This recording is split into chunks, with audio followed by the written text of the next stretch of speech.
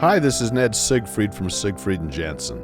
As proud sponsors of BeliefCast, we hope you are inspired by Todd's weekly podcasts, which contain so many courageous stories of recovery and personal growth. Remember, it's not what happened in the past that matters, it's what happens in the future. We invite you all to work hard and be optimistic about your future. Enjoy today's podcast. Well, welcome back, and thank you again, Siegfried and Jensen, for your sponsorship. I can't thank you enough for believing in me. This is going to be so amazing. So I have so much gratitude and love in my heart right now. And it's amazing when you do good things happen. I also like to thank our other sponsor, Veracity Networks. Again, thank you for believing in me. And I want to thank all of you for tuning in week after week. It's amazing how this is growing. And we've just had some amazing guests on, and it's just been fantastic to see people get vulnerable. We're saving lives. I've had people reach out saying, hey, I listened to this podcast and I decided not to end my life. And, I'm just excited because today is going to be one of those really special days. We have an amazing guest. Her name is Tessa Stucky. Tessa, thank you for joining us today. Hi, thank you so much for having me. Yeah, you bet. So a little bit about Tessa. She's the author of the book For the Sake of Our Youth that, she shares what she's learned about today's youth and the struggles they face in our current culture. Through her work, Tessa has become well-versed in depression, anxiety, and suicidal thoughts in young people. And she believes that suicidal ideation among children is on the rise, and it's become a big cultural storm. And I can't wait to get your perspective on that, Tessa. She was raised by two psychologists, which is going to be interesting to talk about. She has a deep interest in human interaction and genuine relationships, and she's now a therapist herself. On Instagram, she calls herself the mom therapist, and she really goes out of her way to help parents and teens figure this out and to help them, whether it's depression, anxiety, or suicidal ideations. She's married to her husband, Joseph. She has 4 children. She coaches parents and teens. She has her own podcast called For the Sake of Our Youth. And I mean, the list just goes on and on and on, but I want to say this, her goal is to save lives and bring awareness around this cultural storm that we find ourselves in. And so I'm so excited for our listeners to hear all of this. So thank you for being here, Tessa. And why don't we start, you're currently is it Houston, Texas? Is that where you're at? Yeah, I live just north of Houston. So. Right on. Well, why don't you tell us where you grew up and a little bit about your, childhood and being raised by 2 psychologists? I know people always have an interesting reaction when they hear that. So I was born and raised in a town called The Woodlands, which is north of Houston, where I live now with my kids and my husband. So being raised by 2 I hated it. I hated every second.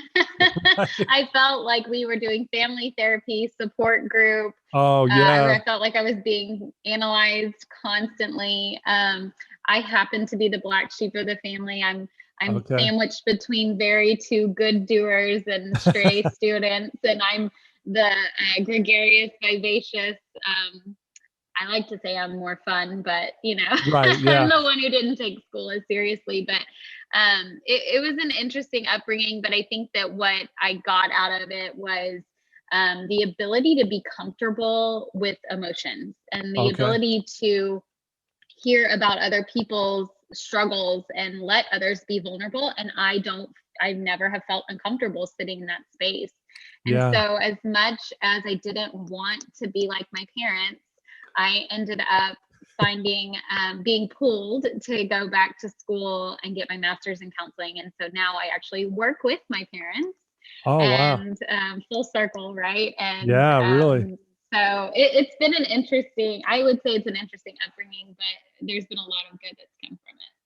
Yeah, I'm sure you're asked often, hey, how does that make you feel, right? Everybody says that, right? And my dad really would say that all the time. Like, how is that for you, Tessa? And how does that make you feel? And we would sit on the couches while my dad would sit in a chair and he would, try to analyze us. And I remember, one of the powerful things about therapy and really a good technique for parents with their teenagers is to simply validate the emotions that you're hearing the child or the teenager say. And I'll never forget, my dad found out, caught me sneaking out and getting into a little bit of trouble in high school. And I was very remorseful and felt really horrible about it, Right. probably because I got caught. But he said, that must have been really scary for you. And it really seems like you've learned a lot from this experience and da, da, da. And I remember thinking like, yeah, okay, I'm not going to get in trouble because he Right. gets it. He gets me. And then, he's like, I got to go have a talk with your mom. And, an hour later, they come back to tell me I'm grounded for 2 months. Right. And I was just like totally taken aback. So Yeah. it was kind of like that. I think more my dad than my mom, he was really good at being a therapist and then taking that hat off and being a dad. Oh, My cool. mom, she never did. She never switched roles. She was just mom all the time. Oh, yeah, So, sure. yeah. No, that's awesome. So tell us what, you said as a child, you were the kind of the black sheep, but that can actually be a really good thing, obviously, because look what you're doing now. But Yes. as a kid, what were some of the challenges you faced just as a kid, and what did you struggle with? I really struggled with school. So I was very, like I said, I was very outgoing and social, and my priorities were socializing. I've grown up, even to this day, like my biggest priority is I want to be kind-hearted and I want people to see me that way. Yeah. And so when I was a little girl, I didn't understand what that looked like. I just remember I want people to like me. And so I would go out of my way for other people and try to be friendly with everyone. And that definitely to me meant not paying attention in school, in class, Right. Yeah. Yeah. And my parents were very academically charged, and they really pushed that on all of us.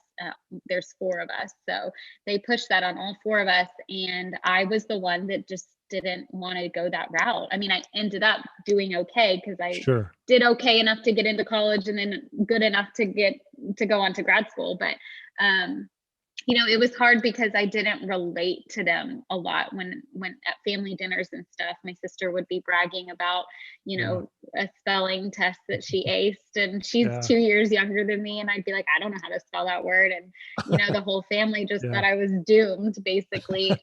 Yeah. So, there's been, social struggles too through the years, dating stuff. And it caused some problems growing up, but nothing that other people don't go through. And I only have gotten stronger through it and have built a way to make those struggles productive and turn it around. And it's a good thing I like to talk to people because that's For what sure. I do now for a profession. Yeah, So, that's what you do for a living. That's awesome. yeah. When did you, did you know I guess I should ask, when did you realize you wanted to be a therapist and go down that's that a path? good question.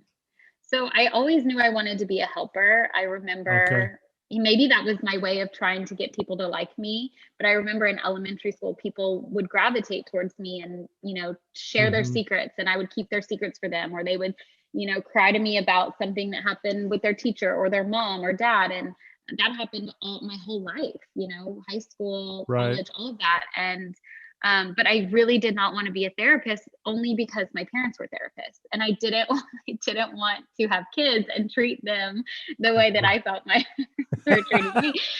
And, so I became a teacher, and I hated it. I was a teacher for 2 years, and I thought that that's how I was going to be a helper, and it just was not my cup of tea. But the school counselor that I worked at, I really connected with her, and I would go to her and she would help me through my struggles. And then I thought, I want to do what you're doing. And then I got married and pregnant, still wasn't sure what I wanted to do. And I'll never forget my dad sitting down and goes, Tessa, I know that you don't want to become me and mom, which they are wonderful people. So I need to say that they are wonderful people. He was like, I know you've resisted therapy, being a therapist for so long, but now that you are becoming a mom and you really kind of have to figure this out. I was 24 at the time.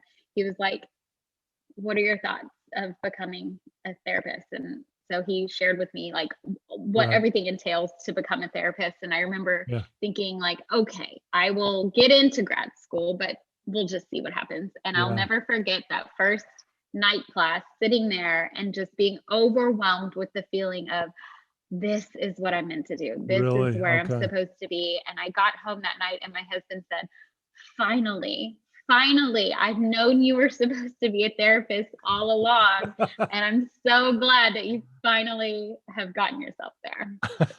It was a long journey. No, that's a great story. I absolutely love it. Yeah, we knew all along you were going to do that. We just didn't want to push you. That's That's awesome. We wanted you to figure it out, and that is one of my things that does set me aside from my siblings is I'm very, very independent. I was that strong-willed kid that if you told me to do something, I wasn't going to do it just because you told me to. I had to figure it out on my own, and that has served me well at times and not so well in other times. So yeah. Okay. No, that's a great story. I love it. And it's interesting how sometimes that purpose, like you said, you just felt this feeling like this is it. I found my home. What a great blessing for you to have that, right? Because I think a lot of people struggle finding that. And maybe that's some of the things you're discovering with what you're doing and helping teens and parents and stuff. Yeah. So, you have a niche that you're trying to do right now. You're trying to help parents become better parents, and you're helping teens who are just struggling overall with depression, anxiety, and specifically having thoughts of suicide. Why that niche? Is this stuff that you struggled with as well at all when you were growing up? No, I definitely struggled with my relationship with my parents for sure. Right. And I remember whenever I became a mom thinking, I don't want that hostility. Like, why is it that there's so much hostility between a parent and a teen when the teen is needing that guidance more than ever? So I guess you could say I started thinking that way whenever I became a mom.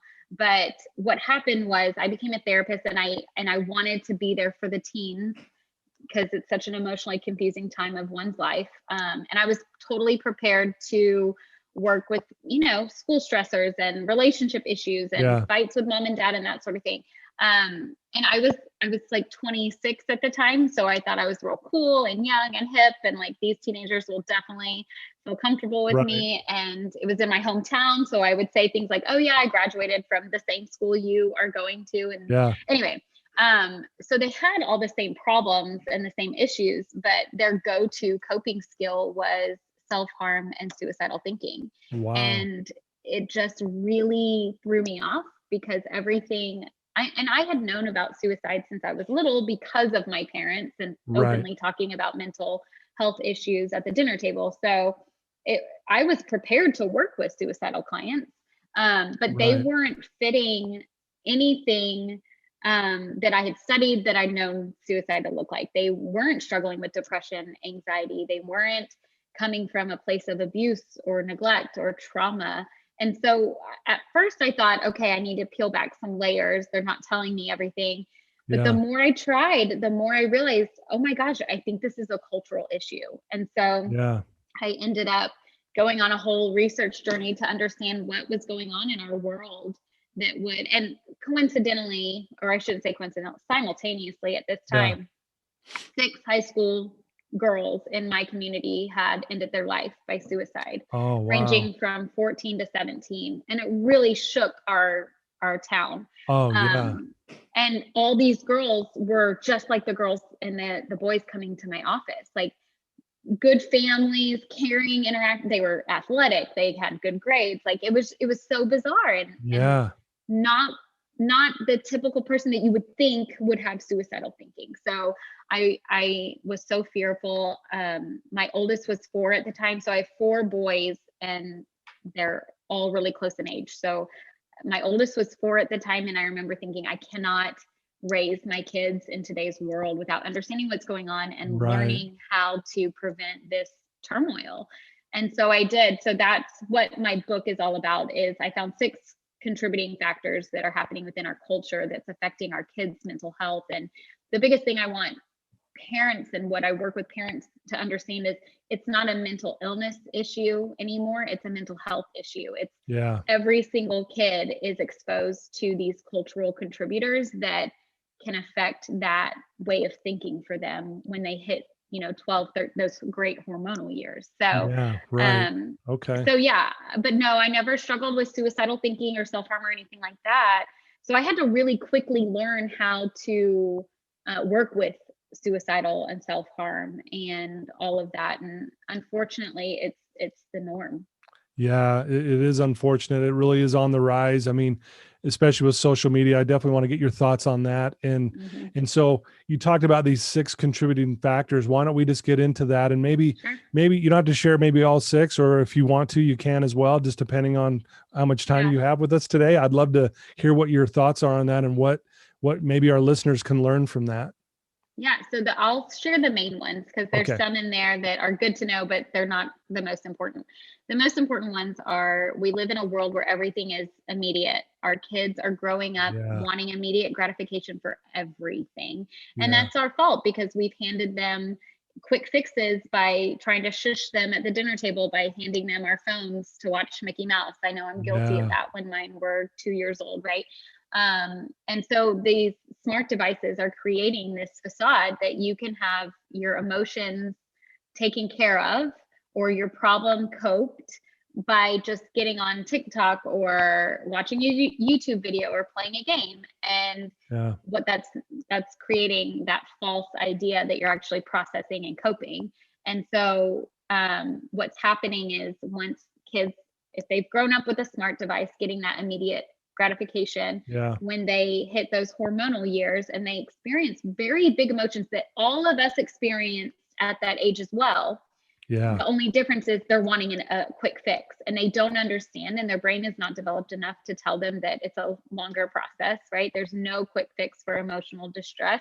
And so they're going to the thought of suicide. And the reason they're going to the thought of suicide is another contributing factor that I talk about, which is that it's a glorified option. It's being talked about more than ever. It's being showcased more than ever. It's in that Netflix show. Like, it's creating this fantasy that you will be better off if you do that. And with the lack of prefrontal cortex and, that impulse control and wanting a quick fix, it's really easy for them to go there. Wow. I know. And then that's amazing. Well, let's stay on that just for one sec. What you're saying there is that, I mean, it's amazing the influence of media or movies or, like you said, that show on Netflix that kind of was, making it glorified. And I think I heard you in another interview when I was doing my research on you, where you said it's almost like the person feels like, well, people look at how many people will come to my funeral, and this many people might be sad, and it's like they play that in their head, right? Yeah. So they would come to my office and say those things to me. We had when those 6 girls had ended their life, a couple of my clients were friends with one or 2 of them. And one was the sister of one of them. And so I asked one of them, how are you doing? What is that like for you? Like, this was one of your good friends. And she said things like, oh, well, I'm really happy for her because she was successful and this is what she wanted to do. And, now that I think about it, like, I want to know how many people are going to come to my funeral. And I want a parking space dedicated to me at the school too. And it's that need for recognition, and it's glorified and romanticized. And the problem with that show, and I obviously what show I'm talking about. I'm always careful when I bring up that show, because when I was writing my book, my publisher made me take out the title of the show for liability issues. But I don't know what it's like for a podcast. But most people know what show I'm talking you can about. share it if you want, if you feel your old. You can share it. I mean, it's 13 Reasons Why, and it's all about a girl who ends her life, and then the whole season is about everyone figuring out how they contributed to her decision to end her life. And what's wrong with that show is it gives you that, in other movies and shows, is it gives you a fantasy that you get to kind of stick around after you die and see everyone missing you, and see people trying to figure out what went wrong and feel bad. And she kind of gets, that vengeance feeling there. And that's not realistic. Right. And a lot of kids have a hard time understanding the finality of death. We just lost an 11-year-old about a month ago, and an 11-year-old cannot conceptualize, cannot truly understand the finality of suicide. And so we're all shook up about that too. But I'm sure. Wow. That's scary. So, and then was there another one you wanted to share of the contributing factors? So my other big one that I talk about is, well, there's 2 more that, I could talk about all of them. Yeah, no, please. You're good. No, I'd love to hear whatever. Okay. So kind of going with that I want to see how many people will come to my funeral. So there's that attention seeking Yeah. component, right? And that's been happening forever and ever and ever. However, what's happening now is that we live in such a world where kids are not feeling important and they're not feeling valued. And that's what Yeah. attention is. We all want attention Right. to some degree, and it's how we go about it. And what's happening is these kids are not feeling important, and we're living in a world where it's all me, and egotistical and full of selfies that Yeah. they are not feeling important or valued. And I think a lot of that also is the lack of purpose. They don't feel any sort Yeah. of purpose outside of school. And I think that parents are just as guilty as being addicted to their phones. And so, For sure. when they've got that phone in their kid's face, not paying attention and not as much time to spend time together and connect, they're not going to feel very important, which is my next contributing factor, is that lack of personal connections.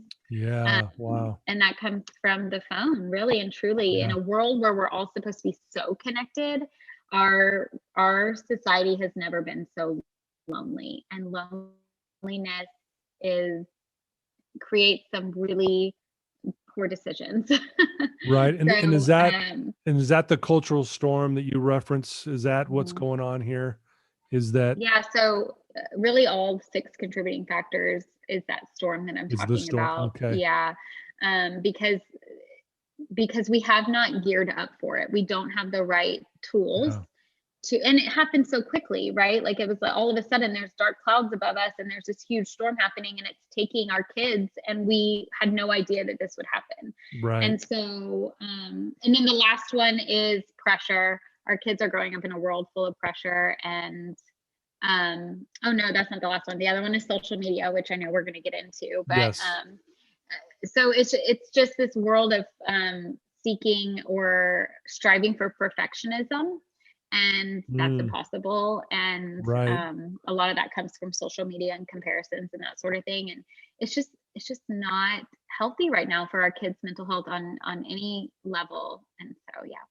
Yeah, that perfectionism. I hear that from a lot of clients I meet with on a daily basis as well. Mhm. That seems to be really, really prevalent. And I think you hit it on the head where you said a lot of it's now coming from social media, which I really wanted to get into because I know you've done a lot of research and you Yeah. talk a lot about that in your videos and your hmm blog posts and things. So hmm let's tell us about your thoughts on that and why this is such a problem. And then maybe also what can we do to maybe slow that down with our own Yeah. personal lives?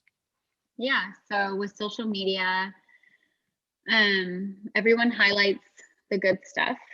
So when you're scrolling through Right. social media, it's very easy to get lost in that unrealistic comparisons, thinking, why aren't I taking these lavish trips, and why don't I have enough money to go do Yeah. these things, and why doesn't my hair look like that, and why can't my skin look like that? Right. And it's almost impossible not to think that way. And that's for an adult. Yeah. Right. So you hand that to a 13-year-old, and it's really um detrimental to their body image and their self-image and their self-worth. Mhm. And they're supposed to be developing that and being productive with that, but it's pushing them down. And Yeah. so the unrealistic comparisons are probably one of the worst things about social media today.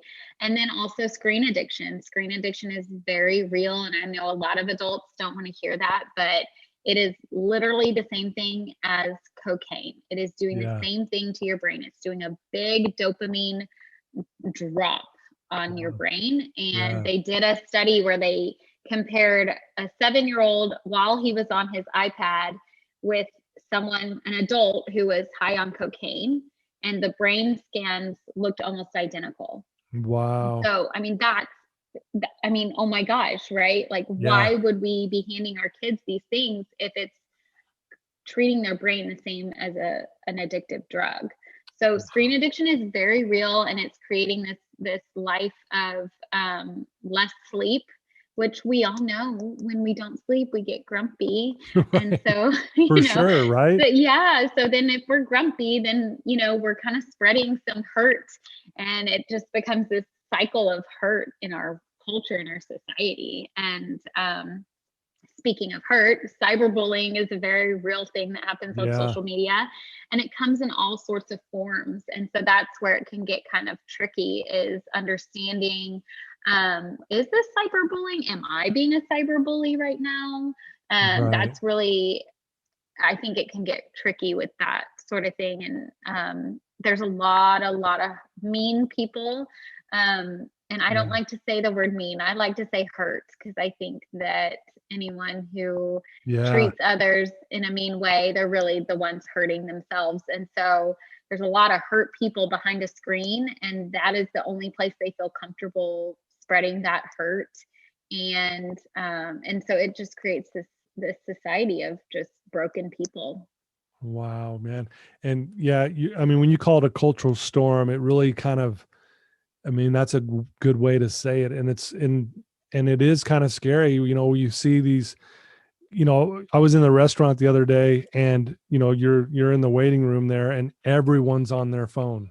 Yeah. You just look around, and everyone's just, and I've heard it once said like this: we used to look up for inspiration. Now we look down. Now we look down. Yeah. And are we really getting inspired by what we're looking down at, Exactly. So my biggest thing for social media is, I'm not against social media. I have social media, obviously, but if you're going to get on any sort of social media platform, and that includes Pinterest, YouTube, all of that, if you're going to get on without a purpose, I say, without seeking benefit or being productive, then you're going to just mindlessly scroll, and you will 100% without a doubt put your phone down feeling not inspired, not lifted up, probably even worse, because if anything, you just wasted 3 hours, and you're going to feel that if there wasn't any sort of benefit or productivity from that, or you could feel worse from what you saw and something that might have triggered something. Yeah, boy, that's a good point. And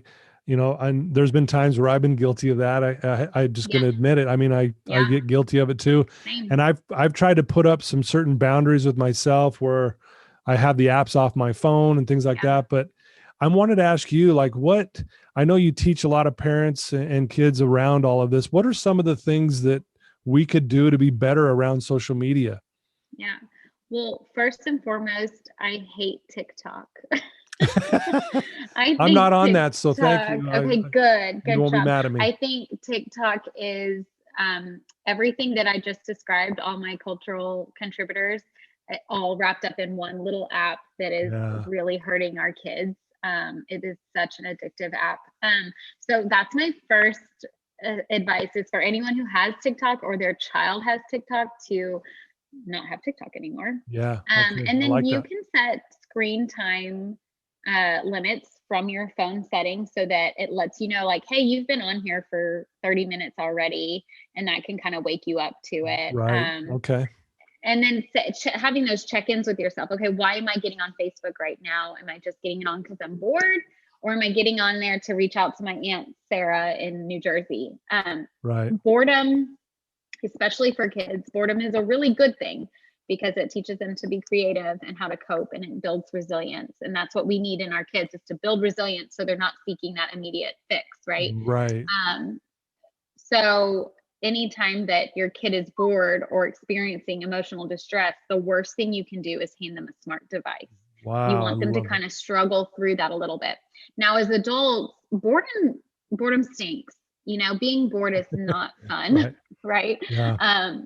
But as adults, one, we want to model healthy behavior for our kids, but two, I encourage adults all the time to find something else other than your screen to get through that boredom, whether it's reading a book, or, sometimes with your screen, you're reading an article rather than getting on YouTube, right? Sure, and that's okay. Yeah. So, that's kind of like my number one tip, but I already said that with TikTok. My number 1.5 tip is, if there's boredom or emotional distress, you cannot use your phone to be your coping skill, because it's not going to actually do anything as far as getting through that. Okay. So I loved what you said just a minute ago, and I want to make sure the listeners caught this. You said the worst thing we can do when a kid's distressed is hand them a phone, because it doesn't build resilience. The reason why the pause is I was writing that down, and I was just I love that. And Yeah. so really what you're saying is we need to learn how to build resilience in our kids, and it's not handing them the phone. Yeah. So I love that. my two I was gonna say number one again. My two big goals when I work with teenagers, when I work with preteens, when I work with parents, and when I go and speak publicly, Right. is we have to teach our kids how to build resilience, and we have to teach them how to connect with others face to face. So Wow. those two things are the most important. Okay. And that means, unfortunately, this is the hard part, that means sitting in the discomfort of letting our children struggle. Wow. So as a parent, it stinks to watch our kids struggle and hurt and cry and feel, you can see them feeling that discomfort or feeling anxious. But we are doing them a big disservice if we just try and fix that problem for them. It's our job to sit back and we feel uncomfortable. Yeah. So that they can get through it. And a couple things happen. One is you'd be surprised how more resilient they are than you think. Right. Two, they're building even more emotional maturity, emotional strength, and resilience. But three, you're letting them know, I trust you, and I know that you're strong enough to get through this. And that helps them build the confidence needed to get through future life stressors and hardships that are headed their way. Wow. I love that. Build trust at the same time through all of this process, right? So my next question would be then, how do you personally, how does Tessa build resilience? What do you do? What does your day look like? How do you keep yourself connected? So I feel like for generations that have been born before 95, before 2000, we had to learn how to build resilience. We had to experience being bored. We had to go through hardships and didn't have an easy fix. So I think that naturally, organically, throughout my upbringing, I had to build a certain amount of resilience, and that continued on into my adult years. But I love to journal. I'm a big journaler, and I do it every morning. I'm really big on routine. So I have a morning routine that I stick to because that's how I cope, and I try to set the tone for my day. And then then I'm big on my nighttime routine too, which is where I focus more on practicing gratitude and sleep. I put a lot of effort into making sure I'm going to get good sleep tonight. So, especially being a mom of four, right? Yes. Building resilience is something that is a process. And I think that some people, again, we live in a culture where everything is immediate. And so they think that they're going to try something and it should just start working. And the truth of the matter is if you really want to build that emotional strength and that resilience, you have to do things every single day. And that means, positive affirmations, finding those peaceful moments that you really are drawn to. For me, it's journaling and coffee in the morning. For some people, it's yoga, meditation, music, taking a walk, listening to a wonderful podcast like this one. Yeah, absolutely. So everyone is different, obviously, but being intentional about it is really important. And I talk to my clients about something that I call emotional hygiene, which is just my version of what a lot of other people call self-care. But I think self-care is used a lot without true understanding of what self-care can look like for someone. And what I work with my clients with emotional hygiene is I break it down into those different layers and really, really dig deep as to what do you need for your physical self-care needs? What do you need for your social self-care needs? Like, what about your emotional self-care needs? And then finally, your spiritual self-care needs. And without breaking that down and coming up with some sort of plan, we're just a bunch of people walking, around, addicted to our phones and going through the motions. And all of a sudden it's been 8 hours and we haven't done anything today, so you do have to be intentional about it. Absolutely. Boy, I love that. And I love the morning routine and the nightly routine. I'm a big morning routine guy as well. I really am a believer. If you win the first hour of the day, you're going to win the day. It puts you right where you should be. And I love that, So you wrote this book. How is the book being received? And was the sole purpose of this book just to build awareness and then again help save someone's life? I mean, that's a big thing, but yeah. So yeah, I've gotten really good feedback on it. I think the books are selling really well. This is my first book, so I have nothing to compare it to. right. I do know that self-help parenting books are not usually well received. So I'm not like shocked that I'm not a New York Times bestseller.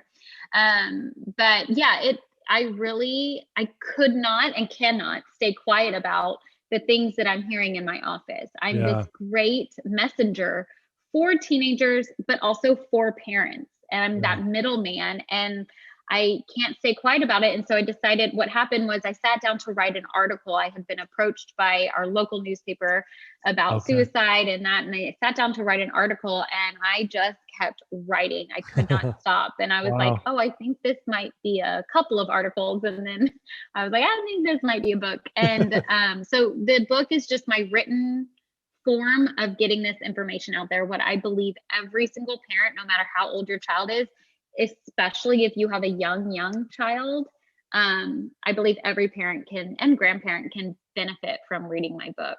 No, yeah, it sounds like a great book. And I've ordered your book. I've read excerpts from your book as well. And it was supposed to be here today, but it didn't quite get here. But I did order it, so I'm supporting you there. Good. I just want you to know Thank that. you. But so among that, I mean, you also do public speaking and things like that. And do you have anything coming up? I know COVID kind of slowed things down on the public speaking end of things, but they really do you have did. anything coming up in that area? I do, but only locally right now. Okay. I've got a couple church presentations tomorrow. I'm speaking to the Rotary of my town, and a couple of mom groups. I get invited to a lot of mom groups. Very cool. And I just recently joined a nonprofit called the Looking Up Foundation. It's still under construction. I don't even think we have a website yet, but it's a wonderful team of people that hold the same passions. And we are planning to go nationwide with presentations and speaking engagements. So yeah, but I speak to schools, parents, churches, all sorts of events. And then recently I've been asked to join a lot of like girls' nights and mom nights and that sort of thing. So. Wow. Well, you're very well spoken, and I can see why they would want you there. Not only that, you're very knowledgeable. No, you're very knowledgeable, and I can feel your passion. And you mentioned it earlier that, you know, lack of purpose in a lot of our lives, it leads to feeling depressed and down. And then when we throw in all those 6 contributing factors that you talked about, I mean, you can see why people are really suffering right now. And it's so great to have someone like you who's out there being a light to these people, saying, hey, you know, I want to show you the way. I'll walk the walk with you. And I know you can do this kind of thing. And so I love that you're doing all this amazing stuff. Yeah. Thank you. Well, here's a question kind of out of left field, but what do you love most about you? Ooh, that is a good question. What do I love most about me? I love my energy. I love that I'm up for a new venture all the time, and not necessarily like going completely off my career or anything, or like going and getting a tattoo. I'm more like, okay, I'm open to what life has in store for me. I believe that everything happens for a reason, and that I'm meant to be here right now talking to you, and that like this is how it was supposed to be. And so I love the idea of knowing that there's more on the horizon. And I like that, not always, but I try to have a positive mindset with most things. And it helps having that belief that everything happens for a reason in order to achieve that positive mindset, so that when something unexpected happens that's stressful, I can kind of reframe my mindset. But yeah, I like that. And I like my hair.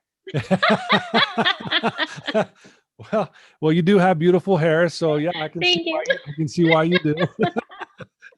Well, hey, no, you're being honest. I love it. Another question I have for you is, if there's someone listening to you right now and they're tuned into this and they're struggling and they find themselves kind of in a, dark space in their life. And you've already shared some amazing advice and stuff, but if you could talk to that one person right now who's like, I don't know what to do in this moment, what would you tell them? I would want you to try to practice self-awareness. And with that self-awareness, checking in with yourself, what do I need today to feel okay? Not strive for happiness, because happiness is an emotion, not a state of being. It's not this place that we get to and lock the keys and never go back to the place of darkness. So shooting for, how can I be okay? How can I be comfortable? How can I be content today can be your first step to shoot for that, so that you can get through to the next day. And once you do hit that point of feeling okay and comfortable, you can start making plans and practice that self-awareness more often, so that you understand, okay, what is it in my life that's affecting my moods and my emotional state? Who am I spending my time with? Yeah. What am I doing with my time? And where can I make some adjustments so that I start to feel a little bit better on a daily basis? Okay. I love that. Great advice. I think that's wonderful. And, I can incorporate that in my own life. Yeah. Right. Yeah. Absolutely. Well, if someone wants to reach out to you and they want to, follow you on social media, or get to buy your book, or learn more about what you do, or when your next speaking event might be, what's the best way for them to do that? So I'm very active on Instagram.